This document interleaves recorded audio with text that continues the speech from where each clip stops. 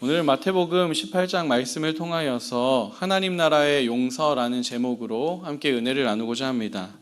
이 설교는 첫 번째로 용서는 무엇인가, 두 번째는 용서는 누가 할 수 있는가, 세 번째는 용서의 유익은 무엇인가, 네 번째는 우리는 어떻게 용서할 수 있는가로 이렇게 순서로 진행됩니다.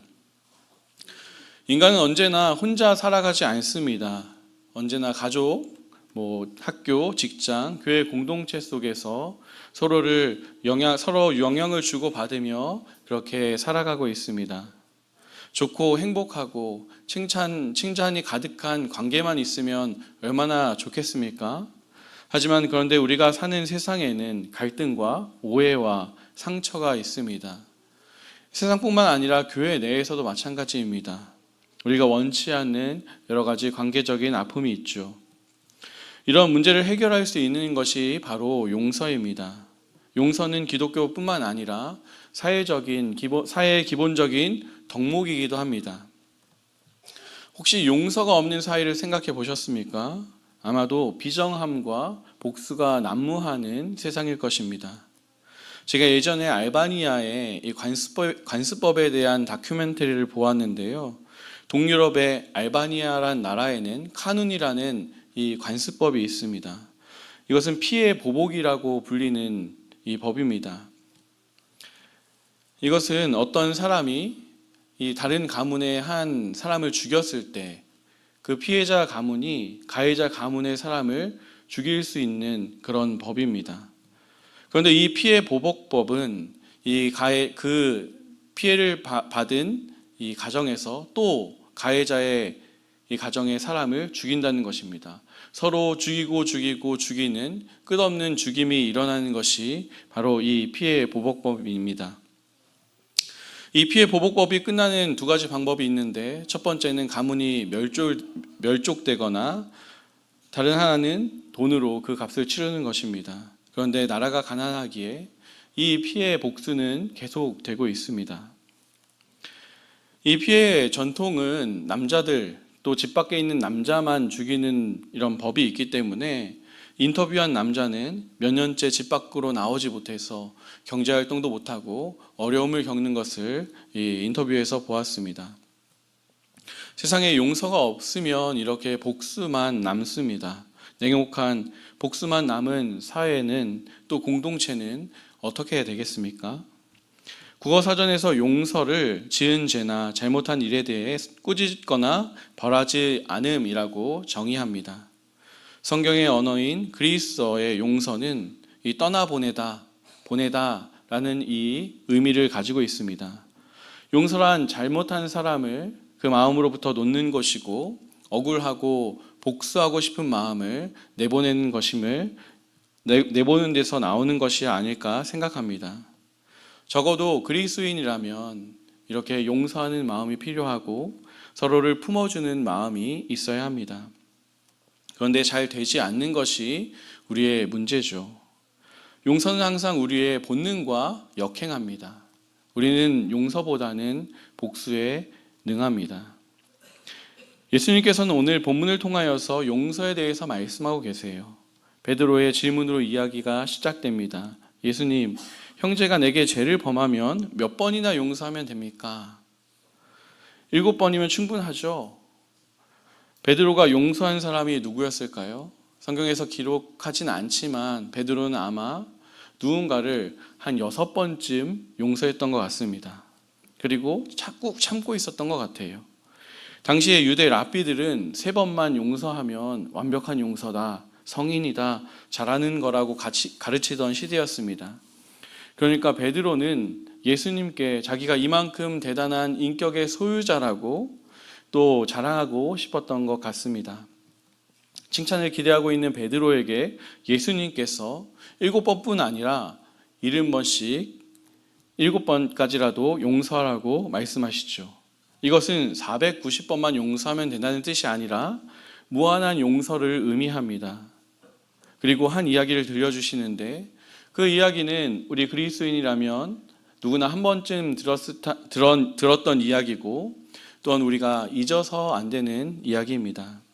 23절을 보시면 그러므로 천국은 그 종들과 결산하려는 어떤 임금과 같으니라고 말합니다. 이 말씀을 보아서 우리는 이 이야기가 하나님 나라의 비유임을 알 수 있습니다. 예수님께서는 일반적인 상식이나 이 세상의 용서에 대해서 말하는 것이 아닙니다. 하나님 나라 밖의 사람들은 이 이야기가 의미 없고 불가능하다고 느낄 수도 있을 것입니다. 이 나라는 분명 하나님 나라에 대한 이야기입니다. 용서는 하나님 나라의 생활 방식입니다. 용서는 우리가 용서를 받는 데서부터 시작하고 누군가를 용서하는 대로 마무리 짓습니다. 이것이 하나님 나라의 백성의 이 방법이죠. 그렇기 때문에 하나님 나라의 백성인 우리는 더욱더 이 이야기에 관심을 가져야 합니다. 예수님께서 말씀하시는 하나님 나라의 용서는 어떤 모습일까요? 오늘 이야기를 보면 어떤 임금이 종들과 함께 결산을 하고 있습니다. 한 종이 임금에게 1만 달란트 빚을 졌습니다. 1만 달란트는 1억 명이 하루에 한꺼번에 벌 수 있는 돈입니다. 엄청난 돈이죠. 이것은 갚을 수가 없는 천문학적인 액수입니다. 이 종은 갚을 능력도 또 돈도 없었습니다. 왕은 종의 가족을 다 팔아서 이 빚을 갚게 하라고 말합니다. 이 종의 가족이 팔리면 이 빚을 갚을 수 있을까요? 아마 택도 없이 부족했을 것입니다. 이 종이 왕에게 간청하죠. 내게 참으소서, 저를 제발 불쌍히 여겨주세요. 제가 갚겠습니다. 왕은 이 종을 보면서 마음이 흔들렸습니다. 이 돈을 갚겠다라는 말이 아니라 참아달라는, 불쌍히 여겨달라는 그 말에 마음이 움직였겠죠. 그래, 용서해주자. 임금은 빚을 모두 탕감해주고 자유의 몸으로 그 사람을 내보냅니다. 용서받은 종이 길을 가다가 어떤 동료를 만납니다. 이 사람은 자신에게 돈을 빌려가서 갚지 않은 사람이라고 성경을 기록합니다. 100명이 하루에 벌 수 있는 돈, 그러니까 너무 크지도 않은 또 작지도 않은 그 돈입니다. 이 종은 그 동료의 멱살을 잡으면서 내 돈 내놔라고 이렇게 외칩니다. 동료가 이번 한 번만 봐주세요. 내가 꼭 갚을게요 라고 이렇게 사정을 하였습니다. 오늘 본문인 26절과 29절을 비교해 보시면 이 종과 이 동료가 똑같이 이야기함을 알 수 있습니다. 둘이 똑같이 말했죠. 자기가 용서받았던 그것을 잊어버리고 이 종은 자신의 동료를 감옥에 가두었습니다. 그 모습을 보고 누군가 너무했다 싶었는지 왕에게 가서 말했습니다. 왕은 모든 이야기를 듣고 종을 불러서 빚을 탕감해주지 않은 악한 종이라고 그렇게 말합니다. 그리고 33절을 한번 읽어볼까요? 33절입니다. 내가 너를 불쌍히 여긴과 같이 너도 내 동료를 불쌍히 여김이 마땅하지 아니하겠느냐 하고. 아멘. 나는 너를 불쌍히 여겨서 큰 빚을 탕감해 주었는데 너는 왜 도대체 그 동료를 불쌍히 여기지 않느냐라고 말합니다. 그리고 그 종이 이 빚을 갚을 때까지 옥에 가두라고 말하죠. 아마 영원히 옥에서 빛을 보지 못했을 것입니다. 먼저 이 비유는 하나님 나라의 왕이신 하나님께서 어떠한 분이신지 말씀해주고 있습니다. 하나님은 갚을 수 없는 큰 빚을 지은 인간, 우리들에게 큰 빚을 탕감해 주시고 용서해 주신 분이십니다. 인간은 하나님의 통치 아래서 살기 싫다고 반역한 존재들이죠. 선악과를 먹고 독립을 선언한 것이 죄의 시작입니다. 이 죄로 인하여서 하나님과 원수가 되었고 죄와 사망의 지배 아래에 놓이게 되었습니다. 인간은 하나님으로부터 독립하여서 자유를 누릴 것이라고 생각했지만 죄의 노예였고 욕망의 노예가 되어버렸습니다. 인간은 참으로 비참한 존재가 되었습니다.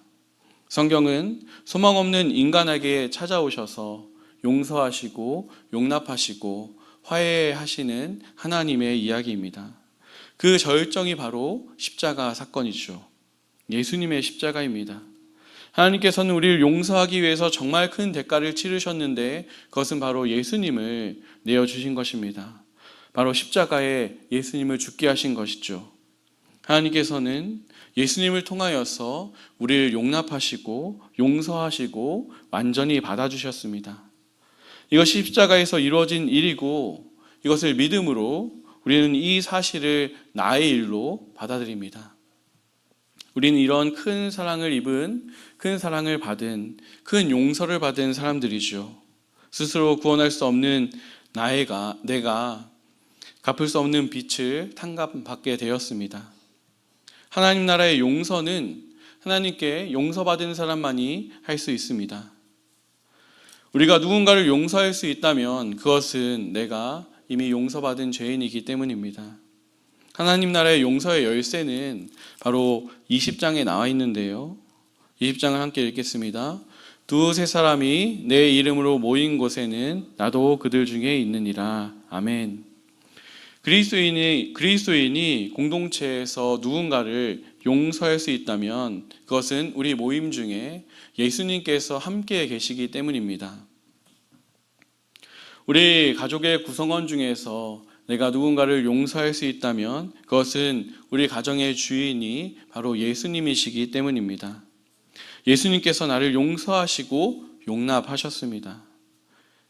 나의 옆에 있는 그 사람도 예수님께서 용서하시고 용납한 사람입니다.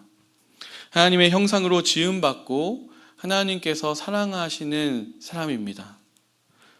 내가 그 사람을 어떻게 미워하고 용서하지 않을 수 있겠습니까?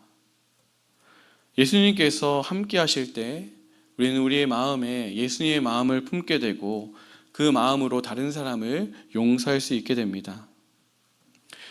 용서가 성립되려면 무엇이 있어야겠습니까? 바로 용서하는 사람과 또 죄를 고백하는 사람이 있어야 됩니다. 자기 중심적인 사람은 자기 중심적인 입장에서 하나님께서 나를 용서하셨으니 나는 이미 용서받았다 라고 이렇게 말을 하고 다른 사람에게는 용서를 빌 필요도 없고 나는 용서받을 필요도 없다 라고 말합니다. 이것은 진정한 용서를 모르는 것이죠. 사람의 도리도 모르는 그런 염치도 없는 사람입니다. 하나님께서 우리에게 은혜를 주셨을 때 우리가 처음 반응이 무엇입니까? 바로 우리의 죄를 깨닫는 것입니다. 거룩하신 성령님께서 우리의 죄를 깨닫게 하시죠. 그리고 성령님께서 우리에게 죄를 고백할 수 있도록 또 하나님께 용서를 빌 수 있도록 이렇게 기도하게 하십니다. 우리가 하나님께 용서를 빌 때 하나님께서 용서를 해주시는 것처럼 사람에게 용서받기 위해서는 잘못한 사람에게 용서를 비는 이 과정이 있어야 합니다. 자신의 잘못을 인정하고 사과하고 그 사람의 아픔과 손해를 배상하고 또 책임져야 하는 것입니다. 이것이 용서를 비는 것입니다. 잘못을 인정하고 진정으로 사과하고 용서를 빌 때 용서를 받을 수 있죠. 용서의 유익은 무엇입니까? 용서의 유익은 바로 회복과 자유입니다. 제가 청년부 사역을 하면서 어떤 한 청년에게 깊이 사과한 적이 있습니다. 하루는 제가 모임 중에 청년에게 상처를 주게 되었습니다. 분위기를 풀어보려고 농담을 했는데 그게 그 사람에게는 깊은 상처가 되었습니다. 그때 저는 그 친구가 상처를 받았는지 몰랐는데 한참 시간이 지난 후에 그 친구가 저에게 면담을 요청했고 그때 자기가 마음 깊이 상처를 받았다고 이렇게 말했습니다. 눈물을 흘리면서 이야기하는데 제가 어찌할 바를 모르겠더라고요. 정말 큰 실수를 했다고 느꼈습니다. 이야기하면서 그 청년이 지금 말하는 것이 지금 나를 용서하려고 하는구나, 용서가 하고자 하는 마음임을 알 수 있었습니다. 아마 하나님께서 그에게 주신 마음이었겠죠. 용서하고 싶지 않았다면 그냥 마음에 담을 쌓고 그냥 저와 담 쌓고 지내면 되지 않았겠습니까? 그런데 용기를 내서 제게 찾아온 것이죠. 저는 진심으로 미안했습니다. 그리고 마음을 다해 사과했습니다. 너를 무시하거나 네가 부족해서 그렇게 여기는 것이 아니라고 말해주었습니다. 저의 경솔함을 다시 한번 사과했고 그 친구가 받아주었습니다. 저는 이런 모습이 하나님 나라의 용서를 경험하는 것이라고 생각합니다. 물론 지금 그 친구와는 아주 잘 지내고 있습니다. 용서에는 이렇게 관계의 회복이 있습니다. 또한 용서에는 이 공동체의 자유가 있습니다. 용서하는 사람, 용서받는 사람 모두에게 자유가 주어집니다. 오늘 비유에서 마지막으로 이 용서하지 못한 이 사람이 옥에 갇히는 것을 보면 이것이 의미 있다라고 생각합니다. 용서하지 못하면 그 마음에 자유가 없습니다. 갇혀 있는 것이고 지옥입니다. 용서하지 못한 사람은 그 원수와 함께 계속 지내는 것이고 그 사람을 생각하면 분노하게 되고 또 가만히 있다가도 그 일이 생각나면 화가 나죠. 그 원수와 매일 함께 있으니 그 마음이 얼마나 괴롭겠습니까? 또한 다른 사람에게 잘못한 사람도 죄에 사로잡혀 있습니다. 그 사람을 보면 미안하고 피하게 되고 죄책감이 들죠. 그래서 잘못한 사람은 용서를 빌고 그에 상응하는 책임 있게 행동하는 것이 필요합니다. 누군가를 용서할 때 용서하는 사람은 미움과 그 분노에서 자유함을 누리게 됩니다. 용서받는 사람은 죄책감에서 또 미안함에서 자유로워집니다. 우리가 하나님께 용서받았을 때를 한번 떠올려 보시기 바랍니다. 하나님의 은혜와 기쁨, 자유함은 죄에서 용서받았을 때, 내가 이 죄에서 놓였구나 했을 때 우리에게 주어지는 것입니다. 우리는 용서해야 하지만 용서가 잘 안 될 때가 있고 용서하고 싶은데 어디서부터 용서해야 되는지 잘 모를 때가 있습니다. 오늘 본문은 우리에게 용서가 마음에서부터 시작된다고 말해줍니다. 18장 35절을 보시면 너희가 각각 마음으로부터 형제를 용서하지 아니하면 나의 하늘 아버지께서도 너희에게 이와 같이 하시리라. 마음으로부터라고 말하죠. 용서를 해본 경험이 있는 사람은 용서가 마음의 변화임을 알 수 있습니다. 용서는 일단 결단하는 것입니다. 그 사람을 용서하기로 결단하고 마음 먹는 것이죠. 먼저 하나님께 받은 그 큰 용서와 사랑으로 그 사람을 보면서 나를 용서하셨던 주님의 그 사랑을 우리는 떠올려야 합니다. 그리고 그 사랑으로 용서하기를 결단해야 하는 것이죠. 이것은 참 힘들고 어려운 일입니다. 사실 저도 잘 되지 않습니다. 하지만 갈라디아서 2장 20절에 내가 그리스도와 함께 십자가에 못 박혔나니 그런즉 이제는 내가 사는 것이 아니오라고 했습니다. 나의 옛 자아, 누군가를 미워하고 비난하고 용서하지 못하는 나의 모습은 이미 십자가에서 죽었습니다. 우리는 믿음으로 내가 새로운 피조물이 되었음을 선포합니다.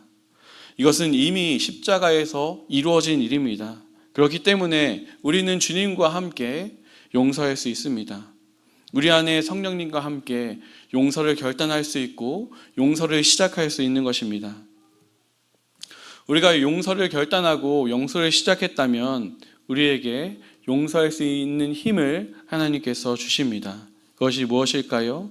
답이 33절에 나오는데요. 33절 함께 읽어보겠습니다. 내가 너를 불쌍히 여긴과 같이 너도 내 동료를 불쌍히 여김이 마땅하지 아니하냐 하고. 아멘. 서로를 용서할 수 있는 그 힘은 바로 불쌍히 여김입니다. 에베소서 4장 23절은 말합니다.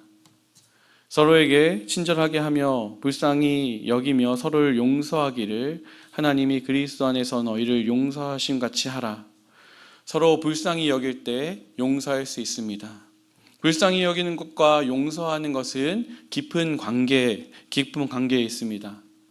이 소통 강사 중에 김창옥 씨가 이 부부가 언제 성숙한 사랑으로 넘어가고 서로를 용서하고 용납하는가 이 한 말이 기억납니다. 언제냐 하면 바로 서로가 불쌍해 보일 때라고 이렇게 말했습니다. 예전에 남편이 코를 골고 또 코를 골면 고개를 돌리고 코를 막고 뺨을 때리고 깨우고 이렇게 안 씻고 자면 일어나서 깨우고 밥을 빨리 먹는 것도 싫고 침대에 누워있는 것도 꼴보기 싫었는데 어느 순간 그 남편이 측은해 보이고 얼마나 힘들면 저럴까라고 이렇게 마음이 들고 용납하게 된다면 그것이 사랑의 시작이라고 말합니다. 또 아내를 보면서 아내의 거칠어진 손을 보고 또 하루 종일 피곤해 지쳐하는 또 아내를 보고 불쌍히 여기는 마음으로 잔소리도 받아들이고 설거지도 하고 빨래로 하는 것이 또 사랑의 시작이라고 말합니다.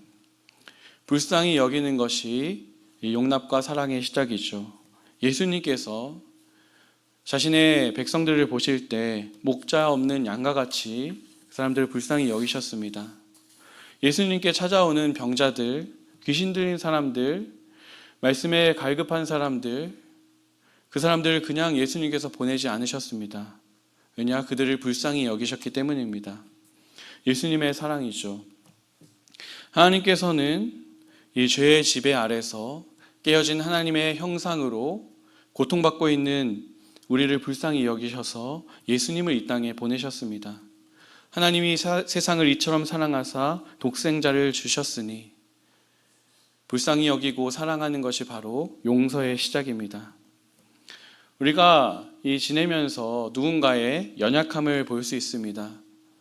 나 저건 아닌데 라고 생각할 수도 있죠. 그럴 때 저 사람은 왜 저래? 문제 있네 라고 반응하는 것이 아니라 불쌍히 여기는 마음을 하나님께서 우리에게 주시도록 기도해야 합니다. 상대방의 환경과 상황을 이해할 수 있는 마음을 주시도록 우리가 기도해야 합니다. 그때 우리는 우리 공동체 안에서 예수님과 함께 서로를 용납하고 용서함으로 하나님 나라의 자유와 회복과 또한 친교를 누리게 될 것입니다. 함께 이 시간 말씀을 들고 기도하겠습니다. 기도의 제목을 띄워드릴 텐데요. 첫 번째는 하나님의 깊은 용서를 경험하게 해 주시옵소서. 내가 먼저 그 용서, 그 사랑을 경험해야 합니다. 십자가 위에서 나의 모든 죄가 씻겼다는 진리를 믿음으로 자유함과 기쁨으로 은혜의 보좌 앞으로 나아가게 하여 주시옵소서라고 기도하시기 바랍니다.